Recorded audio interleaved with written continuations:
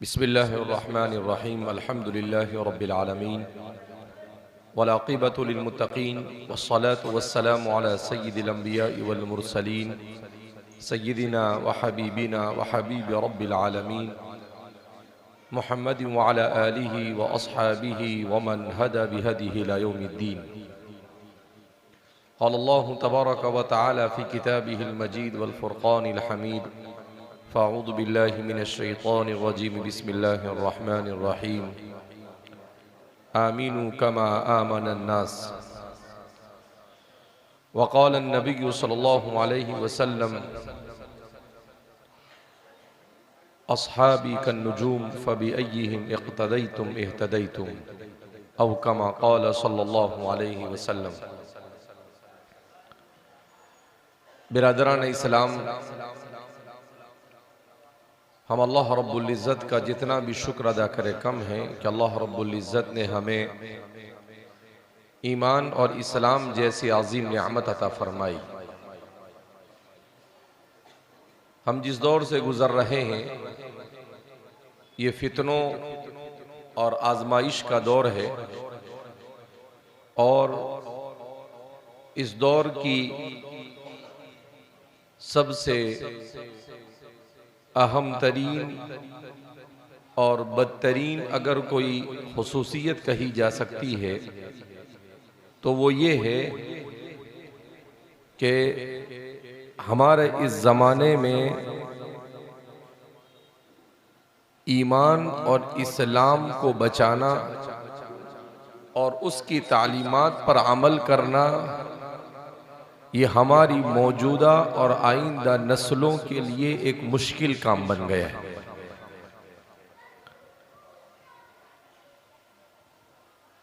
अगर हम अपने मुआशरे पर नजर करते हैं तो हमें अफसोस करना पड़ता है कि ये वो मुआशरा जिस मुआशरे में आज से 150-200 साल पहले अंग्रेजों ने ऐसी तहरीक चलाई कि इस्लाम को जड़ से उखाड़ फेंका जाए। उसके लिए हर तरह की हर मुमकिन कोशिशें की, मगर अल्लाह जज़ाए खैर अता फरमाए हमारे उलमा को, हमारे अकाबिरीन को, उन्होंने हिंदुस्तान के मुसलमानों पर मुस्तकबिल में आने वाले फितनों को भांप लिया और भांपने के बाद हर मैदान में किस तरीके से उम्मत को दीन के साथ जोड़कर अहले सुन्नत वल जमाअत के सही मसलक की कैसे हिफाजत की जाए उसके लिए भरपूर कोशिशें की। इन्हीं कोशिशों के नतीजे में दारुल उलूम देवबंद का क़याम अमल में आया और फिर उसके बाद उस तर्ज पर सिर्फ मुल्क में ही नहीं बल्कि इस वक्त दुनिया के चप्पे चप्पे में ऐसे मदारिस कायम है जो इस्लाम के तशख़्ख़ुस की हिफाजत के ज़ामीन है। अल्हम्दुलिल्लाह।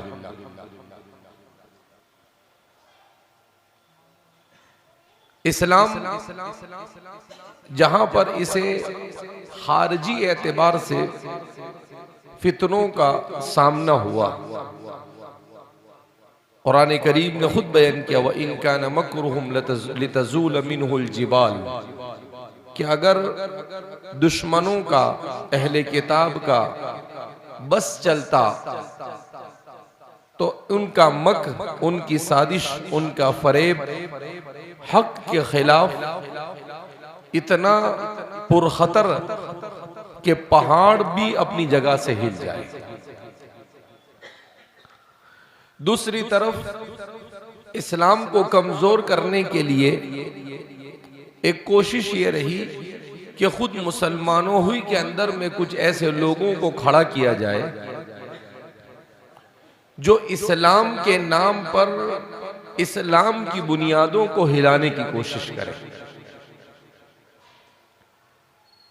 इन्हीं कोशिशों में एक कोशिश ये रही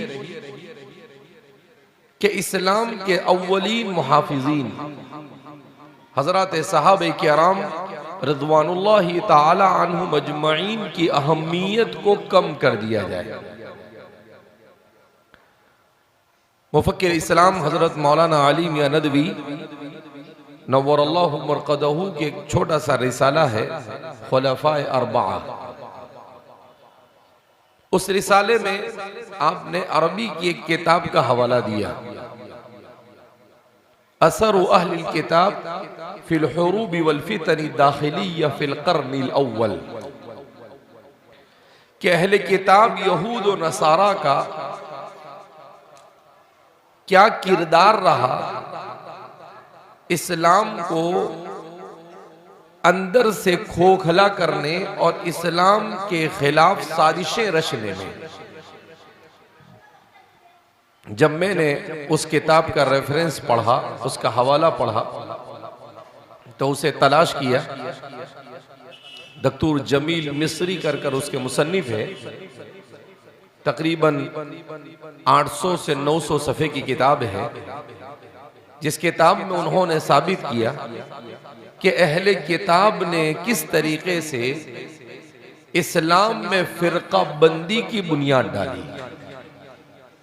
हज़रत उमर रज़ियल्लाहु ताला अन्हु की शहादत का वाक़या पेश आया, उसमें अहले किताब का रोल कैसे रहा। हज़रत उस्मान इब्न अफ़्फ़ान रज़ियल्लाहु ताला अन्हु को शहीद किया गया, उसमें अहले किताब का रोल कैसा रहा। उसके बाद जब फितनों को खड़ा किया गया, कभी खवारिज के नाम पर, कभी रवाफिज के नाम पर, कभी शिय्यत के नाम पर, कभी एतज़ाल के नाम पर, तो इन तमाम तहरीकात के अंदर में अहले किताब ने किस तरीके से रोल अदा किया। तो मुसलमान उसकी जिम्मेदारी यह है कि एक तो उसे अपना और अपनी नस्लों के ईमान और इस्लाम की हिफाजत की फिक्र करनी है। इसलिए कि इंसान इस दुनिया में आया है, तो इस इंसान के इस दुनिया में आने का मकसद सिर्फ ये नहीं है कि इंसान आया है, खाएगा, पिएगा, कमाएगा, अपनी मन की मर्जी की जिंदगी गुजारेगा और चला जाएगा। नहीं, जाहिर सी बात है अल्लाह ने इंसान को ऐसी ऐसी सलाहियतें अता फरमाई, अल्लाह ने इंसान के लिए दुनिया में ऐसी ऐसी नेमतें पैदा फरमाई। इन सब चीज़ों को देखते हुए ये नहीं कहा जा सकता है कि इंसान से कुछ नहीं पूछा जाएगा। कुरान करीम में इसीलिए अल्लाह फरमाते हैं अयहसबुल इंसान अन युतरक सूदा, कि इंसान ये समझता है कि वो ऐसे ही छोड़ दिया जाएगा। कहा नहीं, इंसान को अपनी जिंदगी और अल्लाह की दी हुई जाहिरी और बातिनी तमाम नेमतों का अल्लाह के सामने हिसाब देना पड़ेगा। लिहाजा इस बिना पर हमें अपनी जिंदगी को इसी तरीके से गुजारने की जरूरत है कि हम किस तरीके से अल्लाह के सामने कल क़यामत के दिन होने वाले सवाल का जवाब दे सके, या कम अज कम अल्लाह के फज़ल और उसकी रहमत को अपनी तरफ मुतवज्जह कर सके। उसके लिए दूसरी मेहनत क्या करनी पड़ेगी?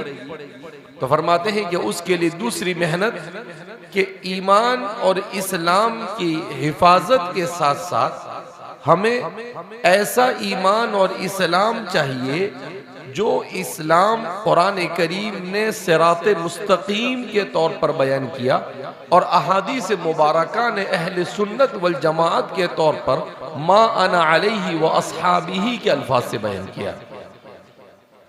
यानी ओरिजिनल इस्लाम, जिसमें किसी किस्म की कोई कमी ज्यादती नहीं हो, जिसके अकीदे में किसी किस्म का फुतूर न हो, जिसमें आमाल में किसी किस्म का फुतूर न हो, जिसमें अखलाक में किसी किस्म का फुतूर न हो, हर चीज बिल्कुल परफेक्ट वैसी ही जैसी कि अल्लाह रब्बुल इज्जत को मतलूब है और जैसी रसूलुल्लाह सल्लल्लाहु अलैहि वसल्लम ने हजरत सहाबा के वास्ते से हम तक पहुंचाई है।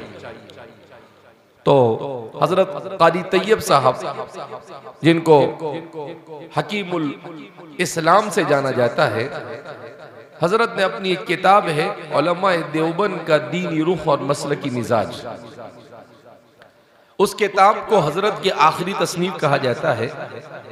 हजरत क़ादी तैयब साहब नव्वरल्लाहु मरक़दहू ने उस किताब में बहुत अच्छे पैराए में समझाया है कि अहलुस सुन्नती वल जमाआ वो कौन है जिसको अहले सुन्नत वल जमात कहा जाए, जिसे नबी करीम सल्लल्लाहु अलैहि वसल्लम ने मा अना अलैहि व अस्हाबिही से ताबीर किया कि इस्लाम में 72-73 फिरके होंगे जैसे अहले किताब के फिरके हुए, मगर एक फिरका ऐसा होगा जो जन्नत में जाएगा।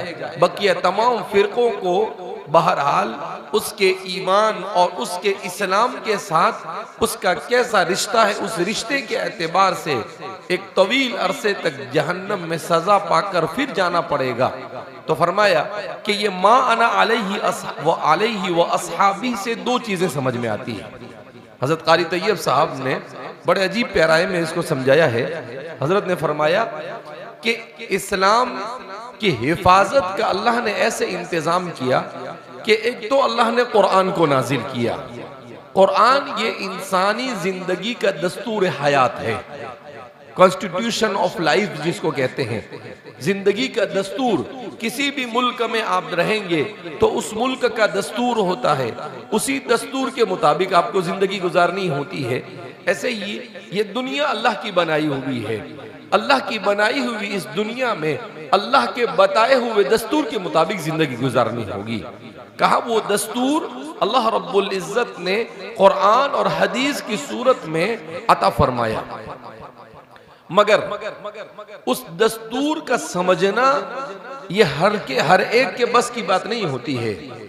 हजरत क़ादी साहब ने बड़ी अच्छे अंदाज में इसको इशारा फरमाया कि देखो, कानून और दस्तूर जो लोग बनाते हैं वो बड़ी मेहनत से बनाते हैं। जिन्होंने दस्तूर बनाया, जैसे हमारा मुल्क जब आज़ाद हुआ तो आज़ादी के बाद इस मुल्क का दस्तूर बनाया गया, तो एक दो आदमी नहीं बैठे, बल्कि उस दस्तूर को बनाने के लिए 300 से ज्यादा लोग बैठे, जो पढ़े लिखे थे, जिसमें उलमा भी थे कुछ, और हर तरह के लोग, मौलाना हसरत मोहानी वगैरह सब उसमें शरीक थे।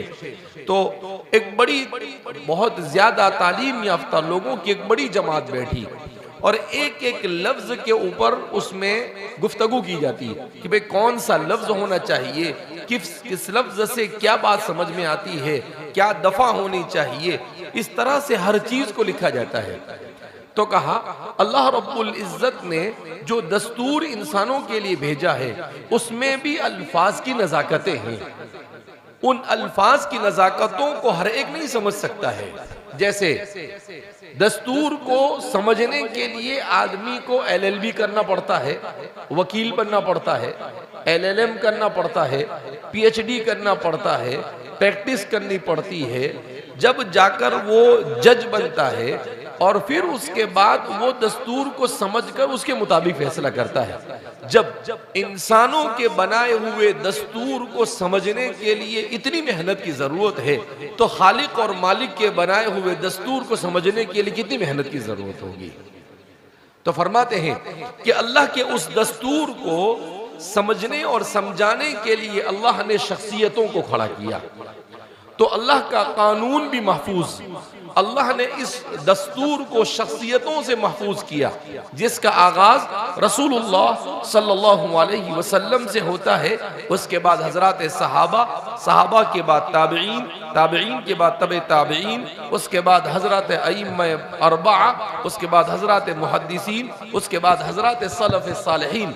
कहा इन दोनों का कॉम्बिनेशन और इन दोनों के इम्तिजाज से इस्लाम ये सही तौर पर महफूज है और कयामत तक महफूज रहेगा। तो इसलिए फरमाते हैं कि अहले सुन्नत वल जमात होने के लिए कुरान करीम दस्तूर है, उस दस्तूर को सही तौर पर समझना भी जरूरी, अहादीस मुबारका हुज्जियत का हामिल है, उसे समझना भी जरूरी है। और साथ साथ में रसूलुल्लाह सल्लल्लाहु अलैहि वसल्लम, हजरात सहाबा, हजरात ताबईन, हजरात तबे ताबईन और हजरात सलफ सालिहीन और अकाबीरीन उम्मत के साथ बगैर गुलू के मोहब्बत और उनकी अकीदत रखना भी जरूरी है।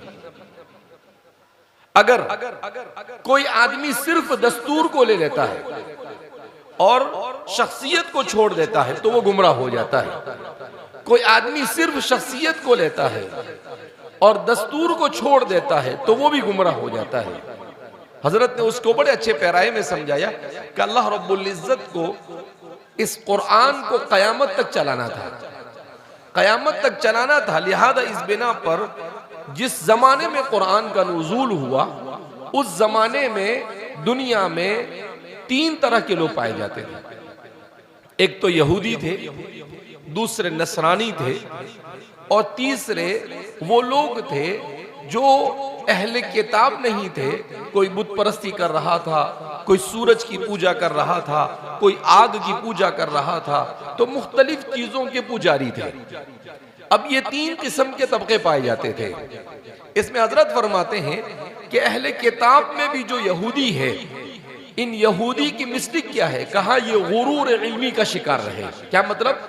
कि इन्होंने तौरात को तो माना मगर अंबिया की अजमत का इन्होंने लिहाज नहीं रखा, जिसकी वजह से ये गुमराह हुए।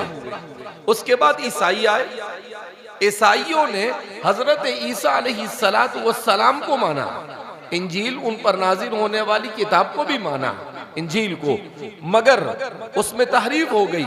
फिर उन्होंने हजरत ईसा अलैहिस्सलातु वस्सलाम की मोहब्बत में गुलू किया, जिसकी वजह से वो शख्सियत परस्ती में मुब्तला हो गए।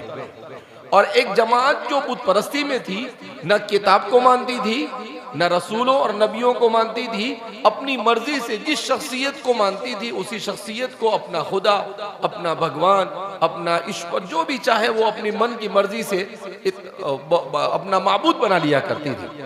कहा कि इस उम्मत के साथ भी ऐसा हुआ कि इस उम्मत में भी एक तबका ऐसा पैदा हुआ जिस तबके ने सिर्फ किताब को पकड़ा। उनमें सबसे पहले खवारिज है, जो इस्लाम का सबसे पहला फिरका माना जाता है, जिन्होंने हजरत सहाबा के खिलाफ बगावत की, हजरत अली रज़ी अल्लाह ताला अन्हु के तकद्दुस को पामाल करने की कोशिश की, हजरत अमीर मुआविया रज़ी अल्लाह ताला अन्हु को कत्ल करने की कोशिश की और हजरत सहाबा पर कुफ्र के फतवे लगाए। और ये अजीब व गरीब बात हमारे मुफस्सिरीन ने लिखी, हमारे मुहद्दिसीन और मुअर्रिखीन ने इसकी तरफ इशारा किया है कि इंसान गुरूर इल्मी का शिकार कब होता है? का उस वक्त होता है जब इंसान के दिल में उलमा की अजमत बाकी नहीं रहती। हजरत हमारे मुअर्रिखीन ने लिखा है कि खवारिज जो थे, ये खवारिज दरअसल उस किसकी नस्ल से थे? कहा ये जुल खुवैसिरा की नस्ल से थे। जुल खुवैसिरा एक आदमी था जिसने अल्लाह के रसूल सल्लल्लाहु अलैहि वसल्लम की शान में गुस्ताखी की। आप सल्लल्लाहु अलैहि वसल्लम ने फतह मक्का के बाद जब माले गनीमत को तकसीम किया तो अल्लाह के रसूल सल्लल्लाहु अलैहि वसल्लम के सामने वो खड़ा हो गया और अल्लाह के रसूल से कहने लगा, इअदिल या मोहम्मद, ए मोहम्मद इंसाफ करो। तो अल्लाह के रसूल सल्लल्लाहु अलैहि वसल्लम ने कहा, क्या मतलब? कहा मैं ही इंसाफ नहीं करूंगा तो दुनिया में कौन इंसाफ करेगा? आप सल्लल्लाहु अलैहि वसल्लम ने अल्लाह के हुक्म के मुताबिक कुछ लोगों को कुछ ज्यादा माल दे दिया उनकी तालीफ कल्ब के लिए।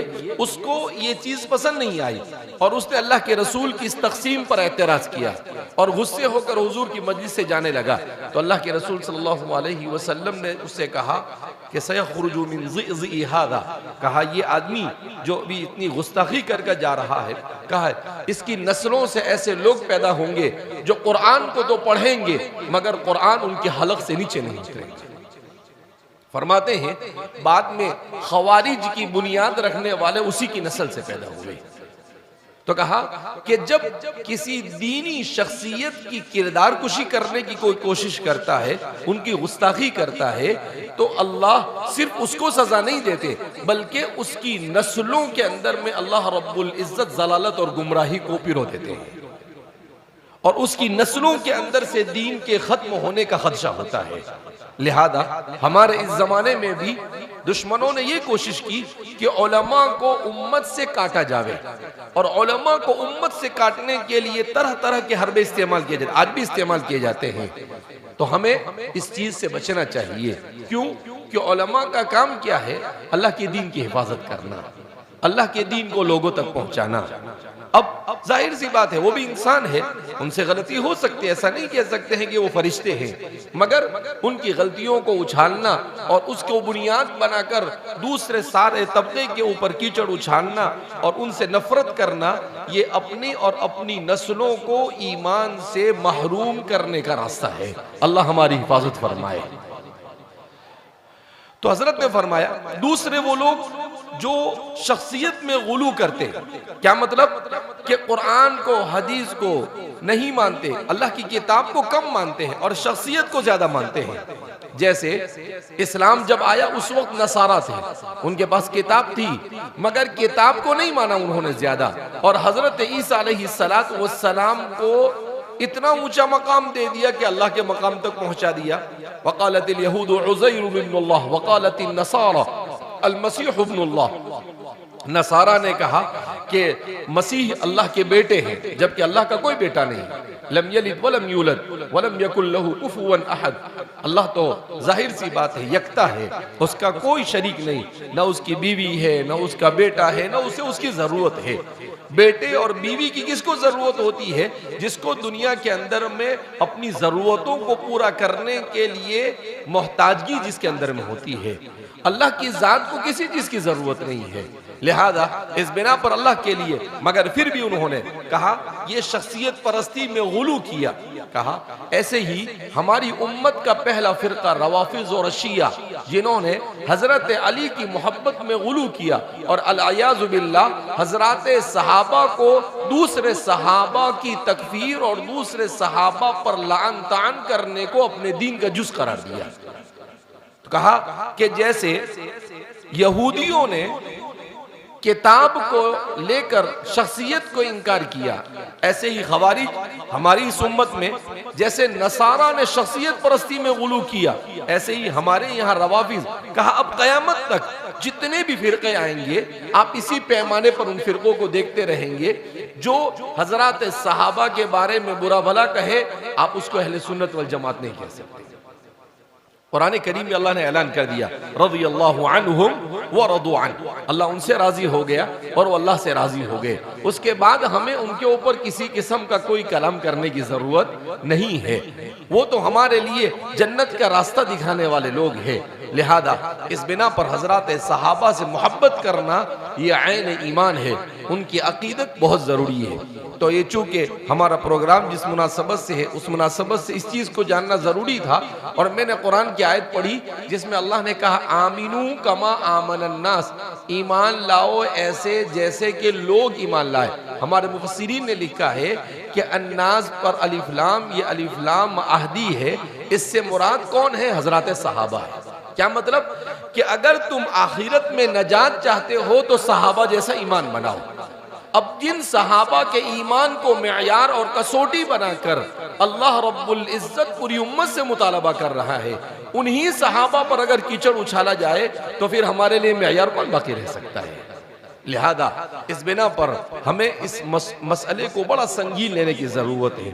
दूसरी बात जो हमारे लिए बहुत जरूरी है वो ये कि हम जिस दौर से गुजर रहे हैं ये बड़ा पुरखतर दौर है।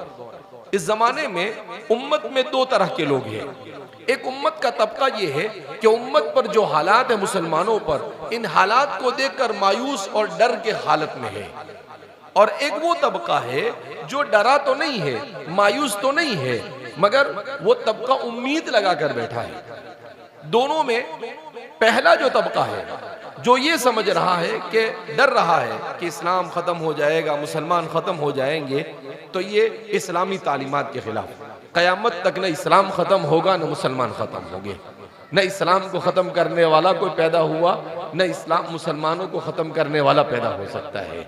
हाँ, हालात तो आ सकते हैं इस दुनिया के अंदर में, हालात से इनकार नहीं, ऐसे हालात, इससे बदतर हालात भी इससे पहले आए हैं, लिहाजा मुसलमान को मायूस नहीं होना चाहिए, मुसलमान को हालात से घबराना और डरना नहीं चाहिए, बल्कि मुसलमान को तो ये समझना चाहिए कि ठीक है, इन हालात में मैं अगर इस्लाम पर जमा रहूंगा और सब्र करूंगा तो इंशाअल्लाह आज नहीं तो मरने के बाद मुझे अजर मिलेगा और अल्लाह मुझसे क्या हो जाएगा, राजी हो जाएगा।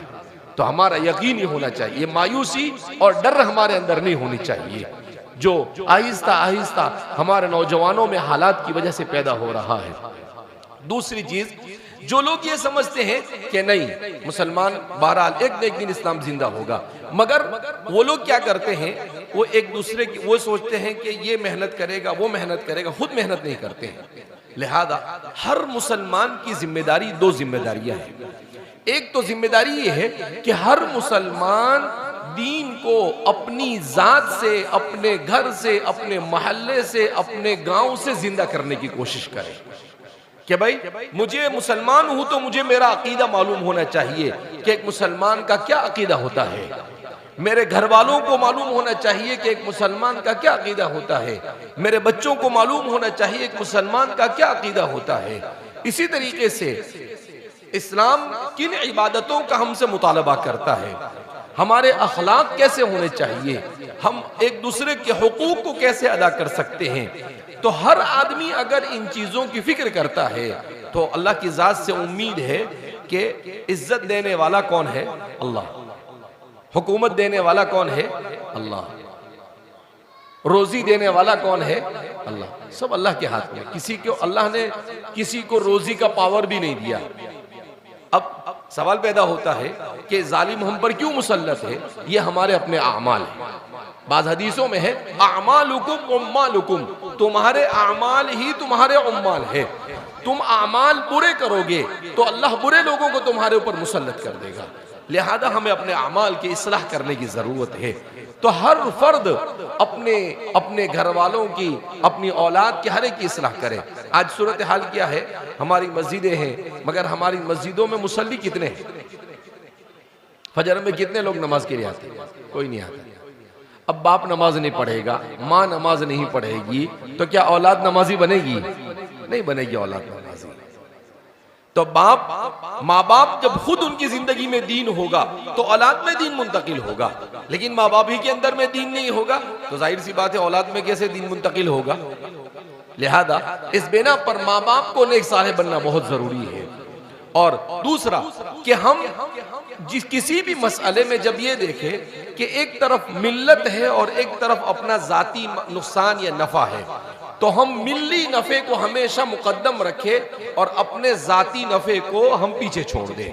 आज क्या हो रहा है, हर आदमी अपनी कुर्सी के लिए, अपने नफात के लिए मिल्लत को और इस्लाम को भी कुर्बान करने के लिए तैयार हो जाता है। हमारी ही सफ़ों के अंदर में मुनाफिकीन होते हैं जो दुश्मनों को जा जा कर बातें बताते हैं, मगर उन्हें ये समझना चाहिए कि वो अल्लाह के अजाब से छूट सकते नहीं है। लिहाजा इस बिना पर हमें अपनी सफ़ों के अंदर में इत्तेहाद बाकी रखने की ज़रूरत है। और आखिरी बात, जिस दौर से हम गुजर रहे हैं ये दौर ऐसा है कि इस दौर में इल्म बड़ा अहम और बुनियादी है। अब इल्म की दो किस्में, एक है इल्म दीन और दूसरा है इल्म दुनिया। इल्म दीन तो हर मुसलमान पर ज़रूरी है, ये बात अलग है कि हम उससे भी बहुत दूर हो गए हैं।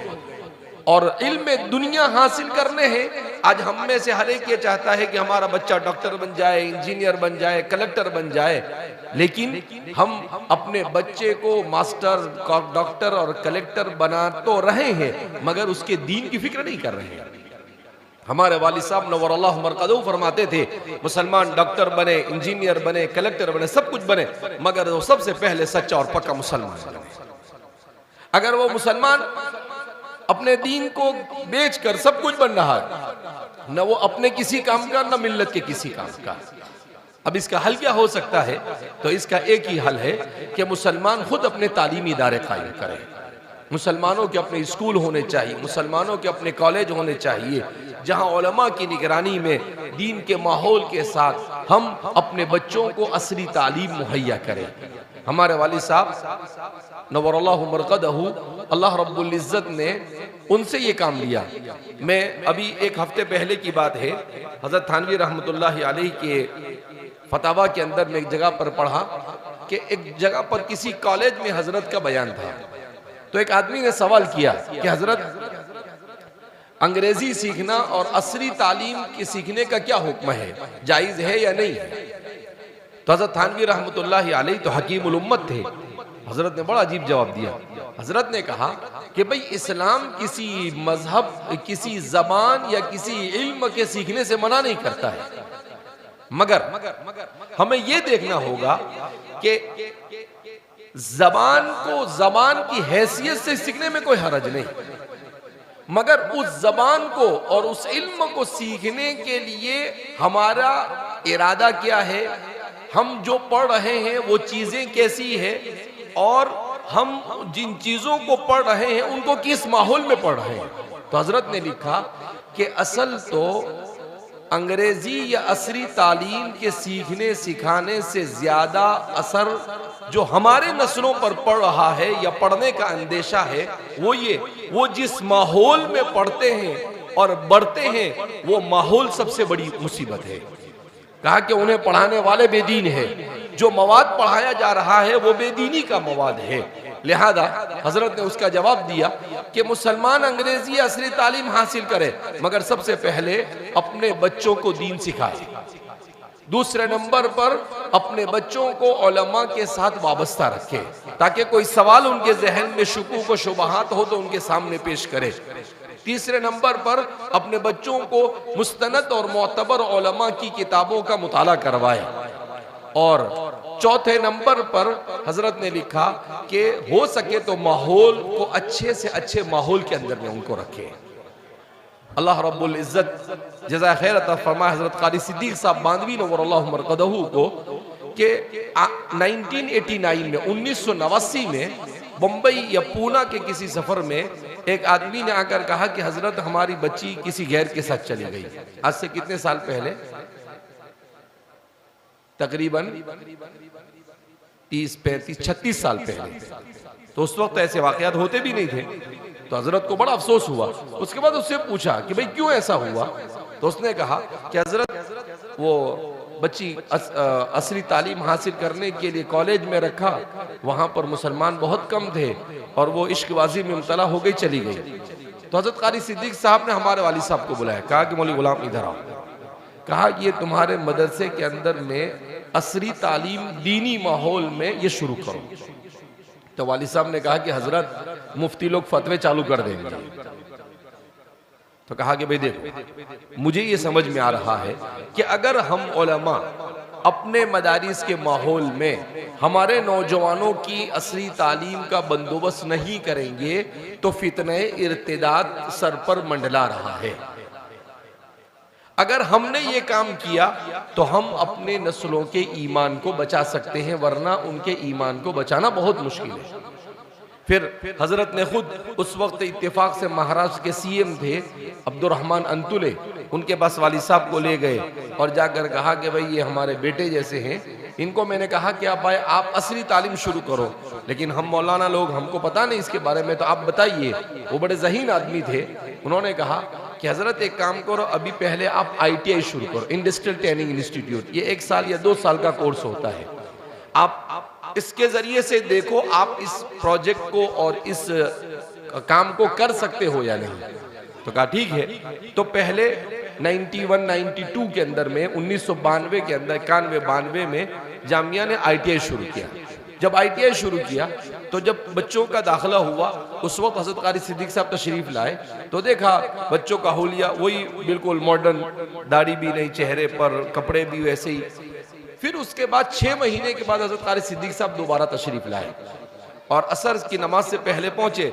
मस्जिद में देखा कि सब तलबा बैठे हुए, तो वालिद साहब से पूछा कि वो जो हमारे असरी तालीम का जो शोबा शुरू किया उसके बच्चे कहाँ हैं। वालिद साहब ने कहा ये सब बैठे हैं। कहा ये तो मौलाना में, मदरसे में और इन बच्चों में तो कोई फ़र्क ही बाकी नहीं रहा। फिर उन बच्चों से मुलाकात की तो हजरत बहुत खुश हुए। कहा देखो मौलवी गुलाम, ये दीनी माहौल का असर है कि हमारे मदरसा की तालीम हासिल करने वाले 1000 बच्चे हैं और ये बच्चे 100 बच्चे हैं, तो जो ज्यादा है उसका असर इनके ऊपर है। कहा ये प्रोजेक्ट कामयाब है, इसको आगे बढ़ाओ। फिर उसके बाद आगे वालिद साहब ने काम को बढ़ाया तो अल्हम्दुलिल्लाह दीनी माहौल में रहने की वजह से बच्चों में बड़ा अच्छा असर हुआ। एक मौलाना साहब ने 2-4 साल के बाद वालिद साहब के खिलाफ किताब लिखी, तो हज़रत क़ारी सिद्दीक़ साहब को कहा, हज़रत देखो मैंने पहले ही कहा था मौलवी आबाशत के चुप न शवत, कहा देखो ये लिखे। तो हज़रत बड़े ज़हीन आदमी थे, आरिफ बिल्ला थे, हज़रत ने उस किताब को फाड़ दिया और कहा इसको कचरे के डब्बे। कहा मौलवी गुलाम ये तुम्हारा काम अल्लाह के यहाँ मकबूल हो गया, इसकी अलामत है, अब तुम रुकना नहीं। कहा ये उम्मत को 25 साल के बाद समझ में आएगा कि दीनी माहौल में असरी तालीम उम्मत की सबसे बड़ी जरूरत है। कहा ये अभी नहीं समझ में आएगा, उसको जब समझ में आएगा। और वाकईतन ऐसा ही हुआ। लिहाजा मुसलमानों को फिक्रमंद होना चाहिए कि अपने उलमा की निगरानी में दीनी माहौल के अंदर में हमारे अपने असरी तालीमी इदारे होने चाहिए, ताकि हमारी नस्लों के ईमान को क्या किया जा सके, बचाया जा सके। बहरहाल चूंकि आप यहाँ पर बड़ी तादाद में हमारे मुसलमान भाई रहते हैं, तो हमें इस चीज़ की फिक्र करनी चाहिए कि हम अपने स्कूल कैसे कायम। अच्छा, हमारे लोग स्कूल कायम करते हैं, असरी इदारे कायम करते हैं, मगर वो अपने तौर पर कायम करते हैं, उलमा से उसका कोई ताल्लुक नहीं, तो वो भी पैसे कमाने का मशीन बन जाता है। नहीं, हम इसलिए कायम करें कि ठीक है इंसान थोड़ा बहुत कमाए, लेकिन असल मकसद हो दीनी माहौल फराहम करना। किस तरीके से हम अपने बच्चों को दीनी माहौल फराहम कर सके, और तो इसलिए बड़ी संजीदगी के साथ इन मसाइल पर गौर करने की ज़रूरत है। अल्लाह रब्बुल इज़्ज़त हम सबको सही समझ अता फरमाए और अपनी नस्लों के ईमान और इस्लाम की हिफाजत के लिए मेहनत, जद्दोजहद और कोशिश करने की तौफीक मरहमत फरमाए। अल्लाह हम सब से राज़ी हो जैसे अमाल की तौफीक मरहमत फरमाए। मैं बहुत ही ममनून व मशकूर हूँ हमारे इस प्रोग्राम के तमाम दाई अहबाब का कि उन्होंने ज़रा नवाजी की और बंदे को यहाँ पर मदऊ किया।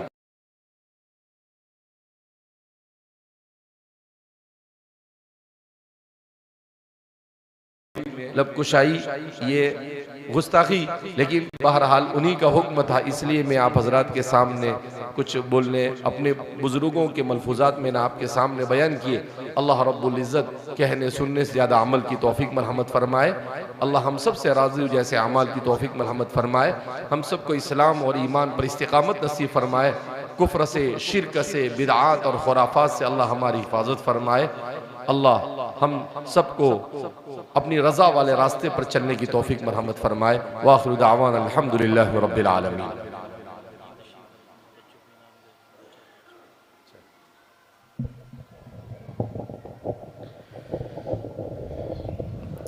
हज़रत मोहतरम हज़रत वाला पैगाम दे रहे थे कि न हो तालीम तो ये ज़िंदगी अच्छी नहीं लगती, जहालत से तुम्हारी दोस्ती अब अच्छी नहीं लगती। न हो तालीम तो ये ज़िंदगी अच्छी नहीं लगती, जहालत से तुम्हारी दोस्ती अब अच्छी नहीं लगती। कि हुज़ैफा अब आओ तालीम दें अनपढ़ घरानों में, कि हमारे गाँव में ये नाखानदगी अच्छी नहीं लगती। हज़रात मोहतरम, बड़ी कीमती बातें और इंतहाई अहम पुरमग़ज़ खिताब आप हज़रात समात फरमा रहे थे। एक एक लफ्ज़, एक एक जुमला काबिल अमल है, काबिल तायीद है। अल्लाह रब्बुल इज़्ज़त हज़रत के इल्म में, अमल में, उम्र में खूब बरकत अता फरमाए। बहरे के एक सिलसिला आप हज़रात के यहाँ शुरू किया गया था तकबीर उला के साथ नमाज की अदायगी का। मासूम बच्चों के दरमियान ये मुकाबला कराया गया है और अल्हम्दुलिल्लाह इस मुकाबले में 7 बच्चों ने कामयाबी हासिल की है। कितने बच्चों ने? जिन्होंने 40 दिन तक मुसलसल तकबीर उला के साथ बाजमात नमाज अदा की है। ऐसे 7 बच्चे हैं जो आपके इसी इदारे और इसी बस्ती के रहने वाले हैं। इन बच्चों की हौसला अफजाई के लिए और आवामुन्नास में, नौजवानों में, बच्चों में नमाज का शौक़ पैदा करने के लिए इनकी हौसला अफजाई के तौर पर इनको इनामात तकसीम किए जाएंगे। और इनाम के तौर पर यहाँ साइकिलें मौजूद हैं और ये इनाम अजीज़म बिरादरम कारी मोहम्मद हुज़ैफा साहिब की जानिब से इन बच्चों को दिया जा रहा है। ये इनकी अपनी जेब खास से, अपने ताउन से, ये अपनी तरफ से इन बच्चों को इनामात पेश कर रहे हैं। और ये इनकी अपनी तरफ से नहीं बल्कि ये पूरे गांव की, पूरी बस्ती की तरफ से और उलमा इकराम की तरफ से इन बच्चों की हौसला अफजाई है। और ये पैगाम है पूरी मिल्लत के लिए, पूरी उम्मत के लिए कि इंशाअल्लाह किसी भी हाल में हम नमाज कज़ा नहीं करेंगे और नमाज के पैगाम को हर मुमकिन आम करने की इंशाअल्लाह कोशिश करेंगे।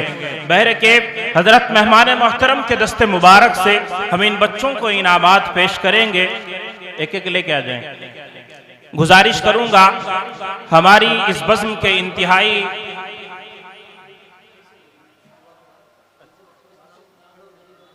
अजीजम मोहम्मद जैद इब्ने मोहम्मद जीशान,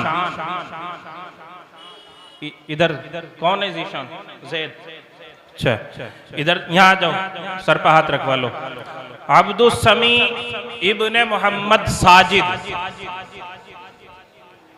माशाअल्लाह तकबीर उला के साथ 40 दिन तक मुसलसल इन बच्चों ने नमाज अदा की है, 5 वक्त नमाज है, बड़ी खुशी की बात है। सोनू इब्ने मोहम्मद खालिद, मोनू इब्ने मोहम्मद खालिद, आयान इब्ने भूरा, हुज़ैफ इब्ने आस मोहम्मद मरहूम, अब्दुस सुबहान इब्ने मोहम्मद नौशाद।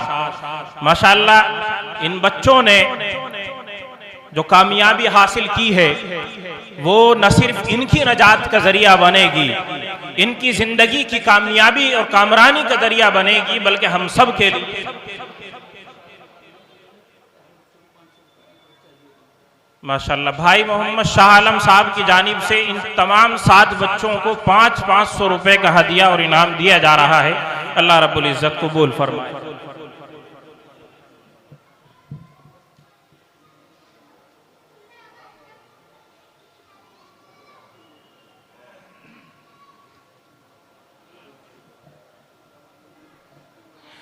हजरत मोहतरम, हम अपने मेहमान मोहतरम का एक मरतबा फिर दिल की गहराइयों से शुक्रिया अदा करते हैं कि आपने अपनी तमाम तर मसरूफियात को बालाए ताक रख कर हमारी इस अदना सी दावत को कबूल फरमाया।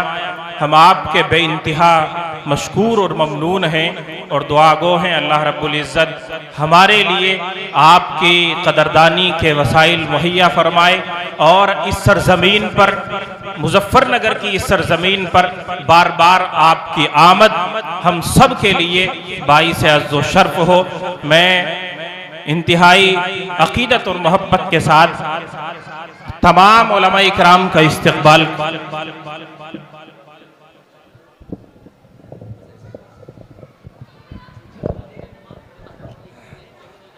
माशाअल्लाह छोटे छोटे बच्चों ने 40 दिन तक नमाज पढ़ी। हमारे मुआशरे में सिर्फ नमाज जिंदा हो जाए तो हमारा मुआशरा ये सारे बिगाड़ और ख़राबियों से बाहर आ जाए। नमाज इतनी अहम तरीन इबादत है मगर आज 99% मुसलमान नमाज नहीं पढ़ते। कितना फीसद? 99%। बड़े अफसोस की बात है, जबकि नमाज ये दुनिया और आखिरत की कामयाबी की कुंजी है। नमाज ही में सब कुछ है। नमाज के बारे में अल्लाह के रसूल सल्लल्लाहु अलैहि वसल्लम ने जो इरशाद फरमाया, इंसान जहन्नम में जाएगा, मा सलकाकुम फी सक़र क़ालू लम नकुम मिनल मुसल्लीन। तुमको जहन्नम में क्यों भाई तुम जहन्नम में पहुंचे? तो सबसे पहले क्या कहेंगे? लम नकुम मिनल मुसल्लीन, हम नमाज नहीं पढ़ते थे। तो जहन्नम जाने का सबसे पहला अगर कोई सबब और बुनियादी सबब होगा वो क्या होगा? नमाज से दूरी। आपको ताज्जुब होगा, नमाज कैसी चीज है? नमाज ये इंसान को जिंदगी गुजारने का तरीका भी सिखाती है। टाइम टू टाइम नमाज पढ़ना, यानी आपको टाइम मैनेजमेंट सिखाती है। नमाज ये सिर्फ टाइम मैनेजमेंट नहीं, नमाज आपको सफाई सिखाती है कि जब भी नमाज के लिए आपको वुजू कर नमाज पढ़ना है। नमाज ये इतिहास सिखाती है कि जब भी नमाज के लिए आए आपको एक दूसरे के साथ खड़े होना है। नमाज आपको तंजीम सिखाती है कि नमाज मुनज़्ज़म होकर खड़े होना है, इधर उधर नहीं खड़े होना, एक इधर खड़ा हो गया, एक उधर खड़ा हो गया। नमाज ये अभी अजीब तहकीक आई है कि नमाज को अगर सही ढंग से पढ़ा जाए तो इंसान तकरीबन दुनिया में इस वक्त पाए जाने वाली बीमारियों में से 80% बीमारियों से महफूज रहता है। जहनी बीमारी, घुटनों की बीमारी, कमर की बीमारी, अगर नमाज को सही ढंग से पढ़ा जाए तो सारी जाहिरी बीमारियों से, बातिनी बीमारियों से, अंदरूनी बीमारियों से, रूहानी बीमारियों से, दिमागी बीमारियों से, सारी बीमारियों से इंसान महफूज होता है। तो दुनिया और आखिरत की कामयाबी ये नमाज में मुज़मर है। मगर आज बड़ा अफसोस होता है हमें कि हमारा मुसलमान इस बात को समझने के लिए तैयार नहीं। हम इन बच्चों के साथ हम सब भी अहद करें कि इंशाअल्लाह जिंदगी में कभी नमाज नहीं छोड़ेंगे। इंशाअल्लाह सब वादा करते हैं भाई, इंशाअल्लाह जिंदगी में कभी नमाज छोड़ेंगे नहीं। अल्लाह हमें मौत तक नमाज का एहतमाम करने की तौफीक मरहमत फरमाए।